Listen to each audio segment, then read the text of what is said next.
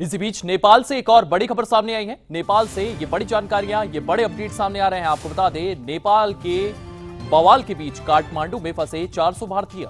ये बड़ी जानकारियां सामने आ रही है। 400 भारतीय जो है वो काठमांडू में फंसे हुए हैं। नेपाल की सेना से बातचीत करने की कोशिश की जा रही है। वायुसेना के 2 विमान भेजने की तैयारियां यहां पर कर ली गई है। तो 400 भारतीय जो है वो काठमांडू में फंसे हुए हैं। फिलहाल बंद है काठमांडू एयरपोर्ट और यहां पर ये पूरी की पूरी प्रतिक्रिया जो है ये सामने आई है। नेपाल की सेना से बातचीत की कोशिश लगातार की जा रही है। 400 भारतीय फंसे हुए हैं और इसी को लेकर के ये जानकारियां सामने आ रही है। नेपाल में बवाल के बीच काठमांडू में 400 भारतीय फंसे हुए हैं और इसी को लेकर के हमारे सहयोगी देवांश हमारे साथ मौजूद है। देवांश, इस खबर को लेकर के क्या कुछ अपडेट्स, क्या कुछ जानकारियां सामने आ रही है? कहा जा रहा है कि 2 विमान वहां पर भेजे जाएंगे।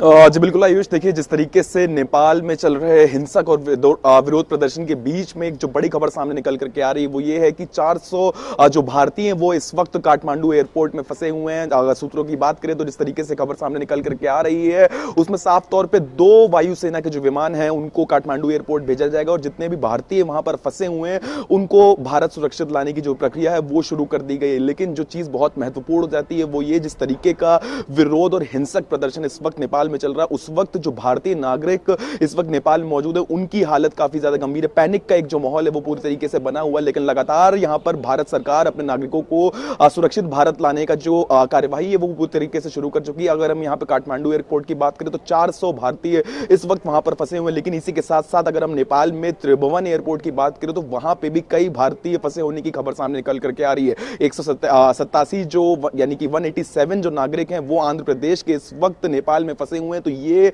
अब वो लोग हैं जो कि नेपाल में चल रहे हिंसक प्रदर्शन के बीच में नेपाल में फंस गए हैं और इसी के साथ साथ नेपाल और भारत का जो बॉर्डर है उसको हाई अलर्ट पर कर दिया गया, सुरक्षा को पूरी तरीके से कड़ा कर दिया गया और जो भी लोग बॉर्डर क्रॉस करके यहां आ रहे हैं उस कार्यवाही में काफी ज्यादा समय लग रहा है। चूंकि जो भीड़ है वो यहां पर ना आ जाए, जो कैदी कई नेपाल से छूटे वो भारत की सीमा में ना घुस जाए, तो उसके मद्देनजर यहां पे वेरिफिकेशन को हाई अलर्ट पर कर दिया गया है। जितने भी नागरिक यहां पे आएंगे उनको अपनी आइडेंटिटी प्रूफ और जितने भी वेरिफिकेशन होते हैं, जितने भी कागजात होते हैं वो सब लेकर के आना होगा। इसी के बीच 2 वायुसेना के विमानों को काठमांडू एयरपोर्ट भेजे जाने की बात चल रही है। अगर यहां पे हम फ्लाइट्स की बात करें तो जिस तरीके से हिंसक प्रदर्शन इस वक्त नेपाल में चल रहा है उसके चलते कई फ्लाइट्स को रद्द कर दिया गया है। जो सेना ने पूरी तरीके से एयरपोर्ट को अपने अंडर पे ले लिया है, क्योंकि जो प्रदर्शनकारी है वो वहां पर मौजूद है। जिस तरीके से प्रधानमंत्री ओली के पीछे यहां पर जो हिंसक प्रदर्शनकारी हैं वो लगे हुए हैं, तो उसी के कयास लगाते हुए कि जो नेपाल के पूर्व प्रधानमंत्री जिन्होंने अभी अभी इस्तीफा दिया है, ओली अगर वहां पर पहुंचते हैं तो उसी के लिए वो प्रदर्शनकारी वहां पर मौजूद है, जिसके बीच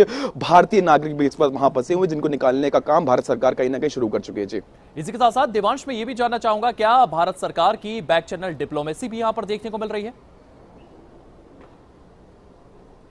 जी बिल्कुल, देखिए आयुष, यहाँ पर अगर हम बात कर लें कि जिस तरीके से जो नागरिक इस वक्त नेपाल में फंसे हुए उनके लिए यहाँ पर भारतीय दूतावास ने हेल्पलाइन नंबर भी जारी कर दिए हैं। जो परिवार वाले अगर उनसे बात करना चाहते तो उनके लिए यहाँ पे हेल्पलाइन नंबर जारी कर दिए गए। लगातार गाइडलाइन जो है वो जारी करी जा रही है, साझा करी जा रही है कि अगर किसी भी तरीके की दिक्कत या परेशानी का भारतीय नागरिकों को सामना करना पड़ रहा है तो वो उस हेल्पलाइन नंबर पर कंप्लेन कर सकते हैं, मदद की गुहार लगा सकते हैं। लेकिन जिस तरीके का माहौल इस वक्त नेपाल में बना हुआ है, जो नागरिक भारत लौटकर वापस आए हैं, जब उनकी अगर हम बातें सुने तो उससे अंदाजा लगाया जा सकता है कि किस तरीके का माहौल इस वक्त नेपाल में और जो भारतीय नागरिक अभी वहां फंसे हुए हैं तो उन पर क्या बीत रही है। अगर हम यहां पे भारत सरकार की बात करें, देखिए आयुष, तो जिस तरीके से इजराइल के बीच में, ईरान के बीच में युद्ध चल रहा था, उस वक्त भी भारत सरकार की जो पहली प्राथमिकता थी कि अपने नागरिकों को सुरक्षित भारत लेकर के आना, ठीक वैसा ही कुछ देखने को हमें यहां पर भी मिल रहा है। जो भारतीय नागरिक इस वक्त नेपाल में फंसे हुए हैं, जिनकी कहीं ना कहीं जान पर बनाई है, चूंकि जो प्रदर्शन है वो लगातार बढ़ता हुआ दिखाई दे रहा था। हालांकि अगर अभी हम ताजा अपडेट की बात करें तो प्रदर्शन कहीं ना कहीं शांत होता हुआ दिखाई दे रहा है। राष्ट्रपति की मौजूदगी में सेना के अधिकारियों के साथ आज प्रदर्शनकारियों की एक बैठक भी होनी है, एक मीटिंग होनी है, जिसमें कहीं ना कहीं शांति की गुहार लगाई जाएगी और जो प्रदर्शन है उसको शांत होता हुआ हम देख सकते हैं। जी देवांश, इस तमाम जानकारी के लिए आपका बहुत बहुत धन्यवाद।